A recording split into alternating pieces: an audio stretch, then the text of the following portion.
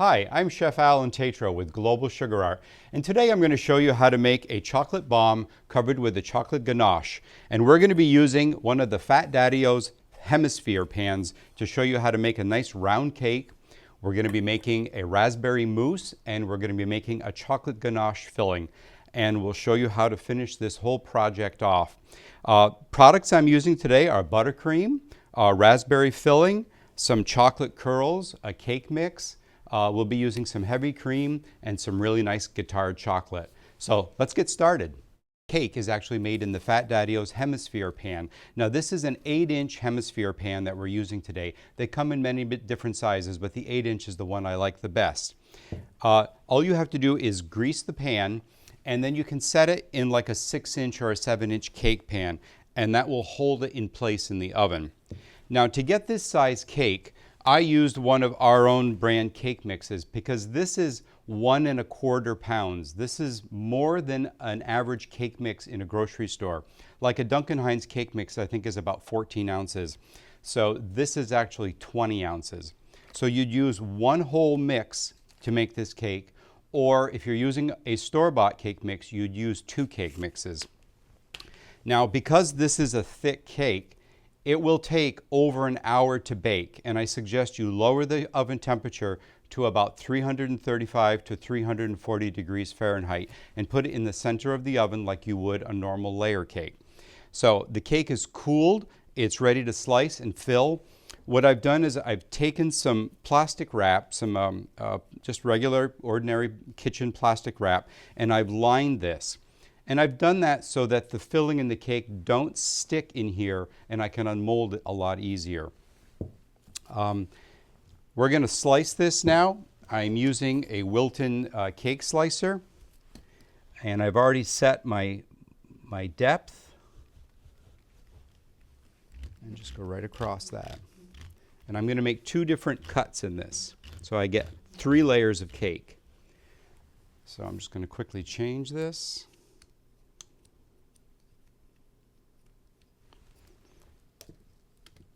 There are numbers on here that you can set it, and I used a number 2 and a number 7 setting.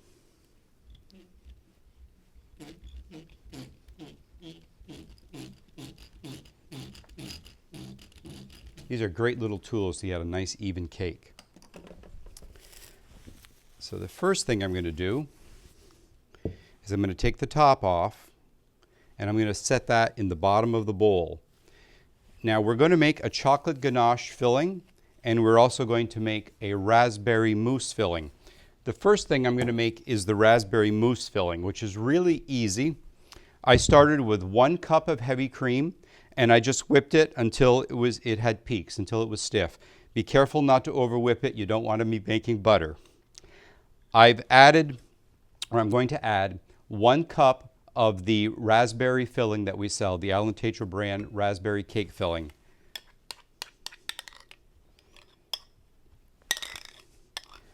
Now because I want to unmold this cake and I want to be able to slice it, I want a mousse filling that's going to hold its shape. So I've taken 1 tablespoon of gelatin and I've let it bloom. In other words, I've sprinkled it over 2 tablespoons of water, and I just let it absorb that water, and then I very gently heated that. And I'm just going to pour that in.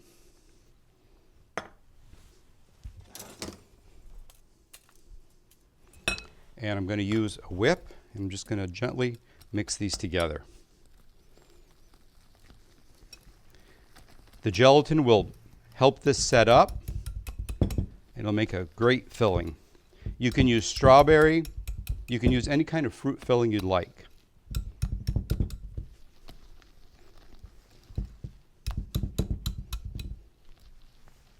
Now because I am using the whipped cream, this dessert would need to be refrigerated until you're ready to serve it. You could leave it out for a short period, but it's not something that you'd want to leave out overnight. And that's the final consistency. Now to make the chocolate mousse filling, I've already made some ganache. Now the chocolate ganache is very easy to make, And a little bit later in the video, I'm going to show you completely from A to Z how to make chocolate ganache. The reason I'm showing you now is I want to show you the different ways you can use a chocolate ganache. I made this yesterday. This is exactly how it would be if I was ready to pour it. But I put it in the refrigerator and I let it chill overnight. And you can see that it's very, very, very thick and very firm. And that's exactly what I want.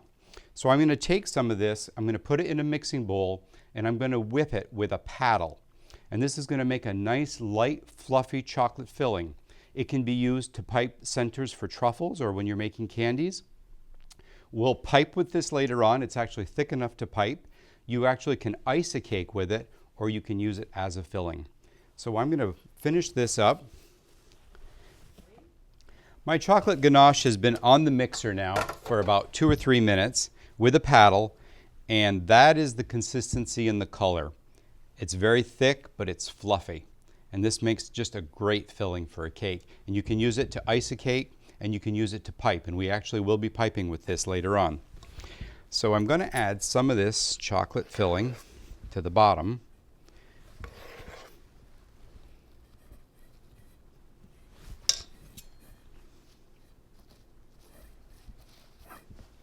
Kind of difficult to hold the cake in place in the beginning. But I want a nice thick layer.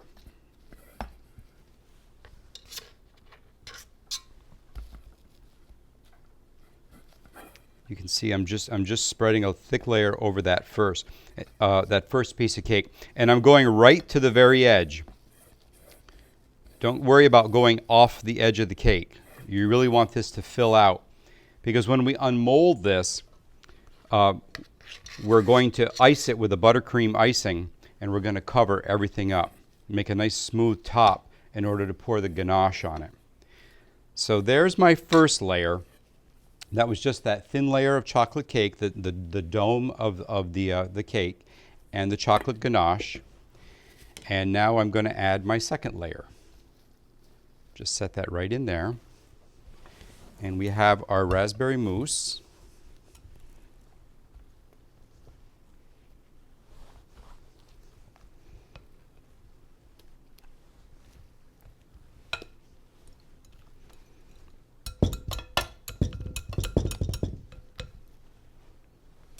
There we go. Spread that right to the edge.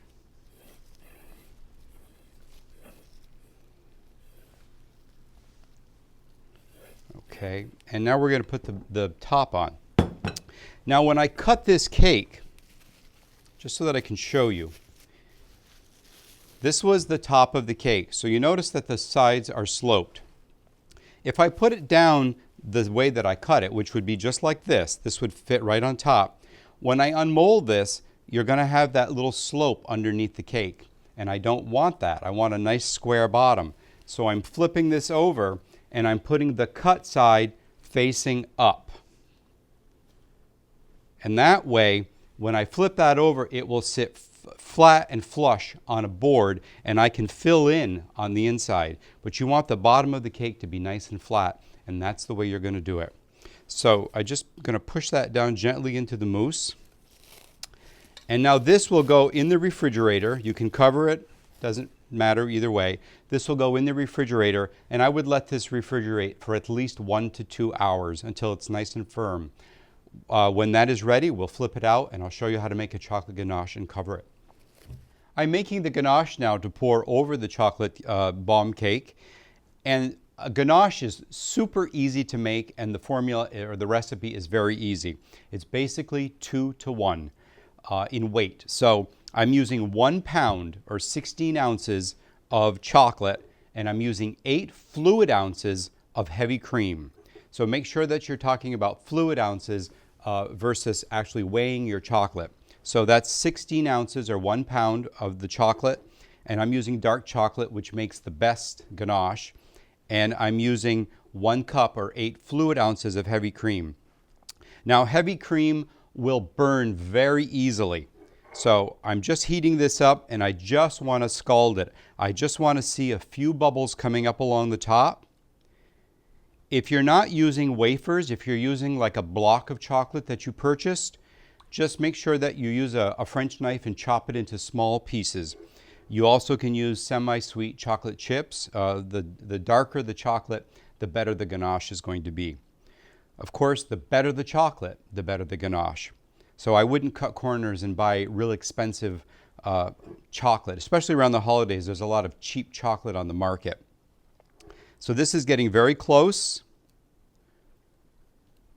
Now what I'm going to do is I'm going to pour this hot, heavy cream over the chocolate. I'm going to stir it just a little bit, and then I'm going to cover it. And I'm going to let it sit for 5 minutes undisturbed.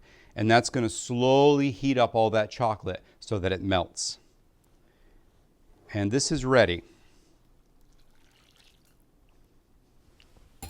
So what I want to do is just make sure that the chocolate is below the cream if I can. And that's really all you have to do. Don't do any more than that. And then just cover it with something. I just have a board here, and that will just sort of keep the heat in a little bit. Now, the more chocolate you're making, the larger the batch of ganache, you probably don't need to cover it. But when you're making a small batch, there's so much heat lost because it's such a small amount of chocolate and cream that it doesn't fully melt the chocolate. If that happens to you, when you're going to mix this after 5 minutes, if some of the chocolate isn't completely melted, you can pop it in the microwave for 5 to 10 seconds at a time. Take it out, stir it for a minute, and if it's still not melted, put it in for 5 or 10 seconds. But don't go more than 10 seconds because you don't want to overheat it. We're just going to let that sit for 5 minutes, and then we're going to show you what a beautiful ganache looks like. While our ganache is melting and the chocolate is melting, we're going to unmold this. I'm using a 8-inch cardboard circle, and I'm just going to put that right on top of my turntable. And now you see why I put the plastic wrap on, because nothing sticks. So I'm just going to smooth this out now. And then I'm going to ice it with a buttercream icing. This is to make a base coat for the poured ganache.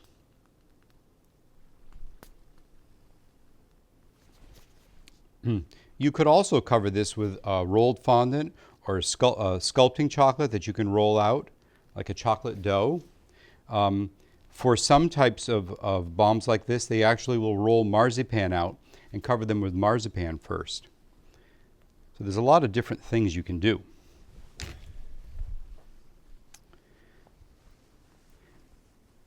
We're also going to smooth this using a paper towel just a piece of paper and a fondant smoother so that we get as smooth a surface as possible to pour the ganache on. So I'm not going to worry too much about what this looks like right now because I do want this to rest for a few minutes and dry. If you're using a crusting buttercream, you'll be able to smooth this very easily. I don't know if you noticed, using the quick icer in the bag, I'm able to completely cover this cake. I don't have to worry about pulling any of the filling out by using a spatula to add icing. This is just the easiest way to cover a cake. So that is ready. We're going to let that rest for a few minutes and air dry, and then we'll smooth it. In the meantime, my timer went off and my ganache is ready to stir. So this is the ganache with the hot cream and the chocolate. And you can see that most of that chocolate has melted. And just stir this slowly, and this will all incorporate.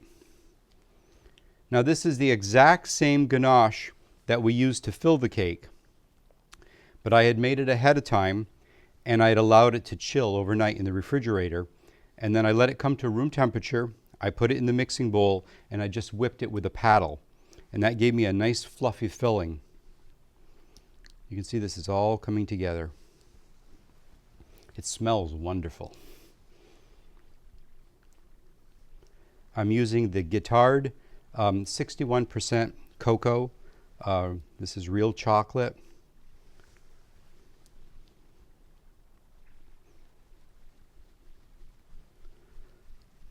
Now after I stir this together, I'll see if there's any little lumps of chocolate left. And if there are, I'll just put it in the microwave for 5 or 10 seconds just to finish it up. Now the recipe I gave you was 2 to 1. Now if you want a thinner ganache, if you really want to do a lot of pour cakes and you want a real thin drizzle, rather than using a pound of chocolate to 8 ounces of cream, you could go down to like 12 or 14 ounces. And also, if you want a heavy ganache to coat a very thick coating on a cake, or to make a filling like for truffles or something, you can go up to 2.5 or 3 pounds of chocolate to 8 ounces of heavy cream.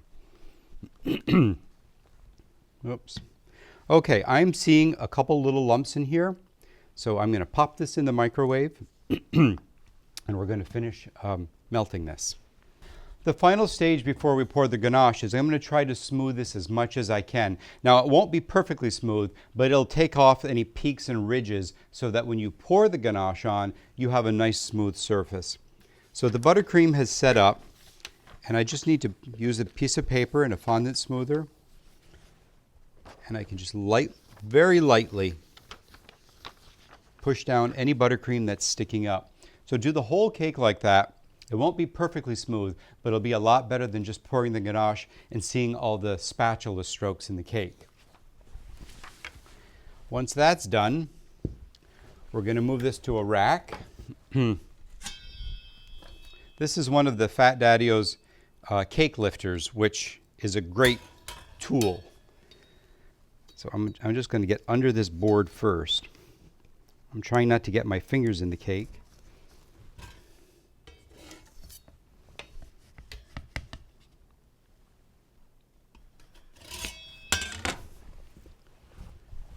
Okay, and my ganache is ready. So I've let this cool for about 15 minutes until it really coats the spatula really nicely. And then I know it's ready. And I'm going to pour right from the top and just make sure that you get it goes right down the sides all the way around. Any ganache that falls on the tray below can be used again.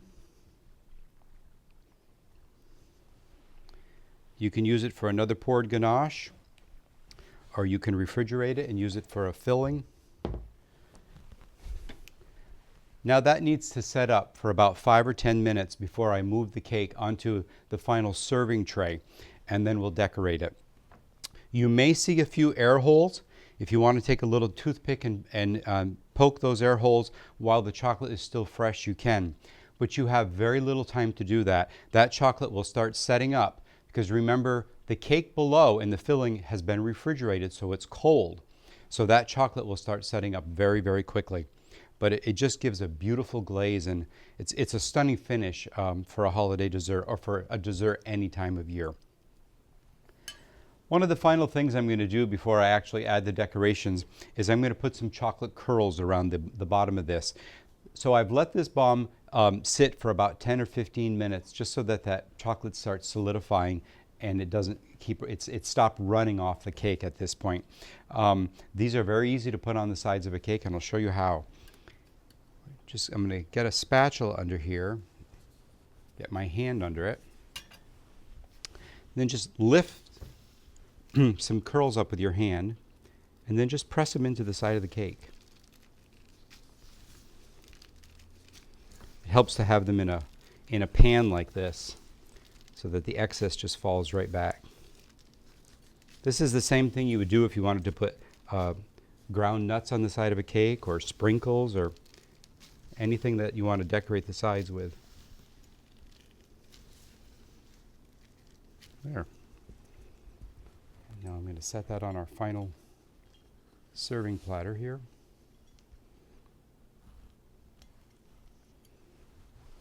Okay. So we've moved the bomb to the serving platter. Now the chocolate ganache that I made yesterday, that I whipped and turned into a filling, I'm also going to use to pipe. So I can just pipe a little border on the bottom of this. I'm just using a number 22 tip. Of course, this isn't a necessity, but I just wanted to show you how beautifully the chocolate ganache pipes. It's a very versatile product.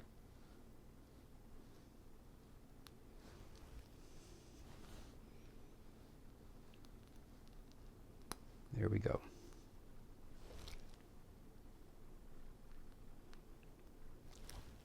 All right, and now we're going to put on a little bit of gold leaf on the cake.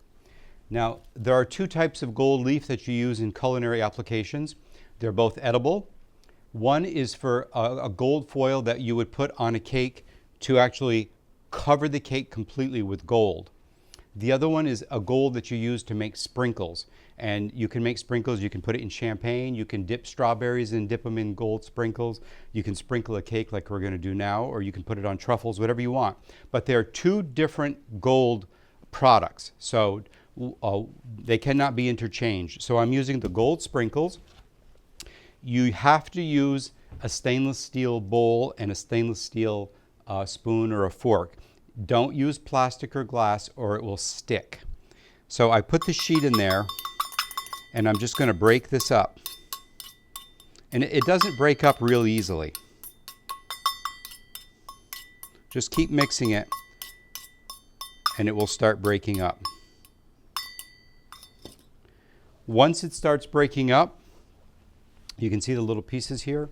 Just use a paintbrush and start grabbing little pieces of gold and putting them on the cake.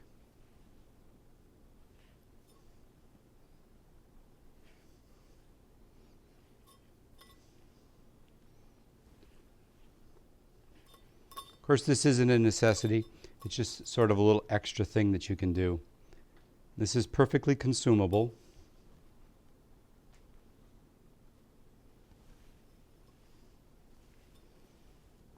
We're going to be adding a poinsettia to the top of this. And I've already created a YouTube video showing how to make the poinsettias using the Martellotto poinsettia cutters and the former. So I've already made one, and that is dried and ready to put on the cake. So I'm just going to gently lift that off. Set that on the side of the cake. And then we're just going to put a few leaves in.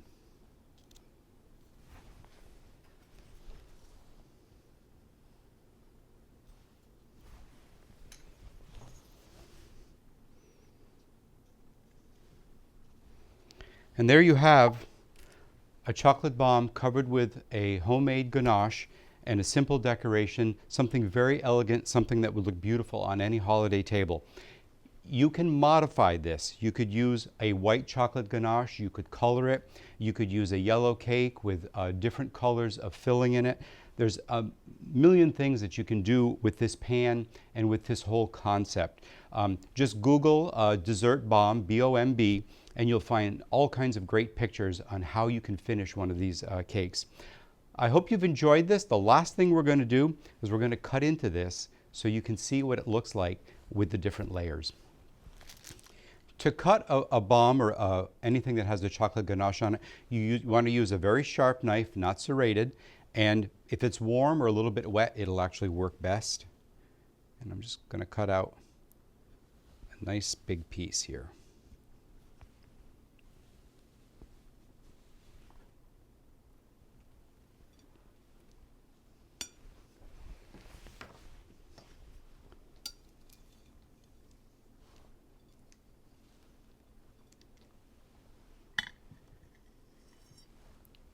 And there's your final project. I hope you've enjoyed this video. I'm Alan Tatro from Global Sugar Art, and all the supplies are available at globalsugarart.com. Thanks for watching and have a great day.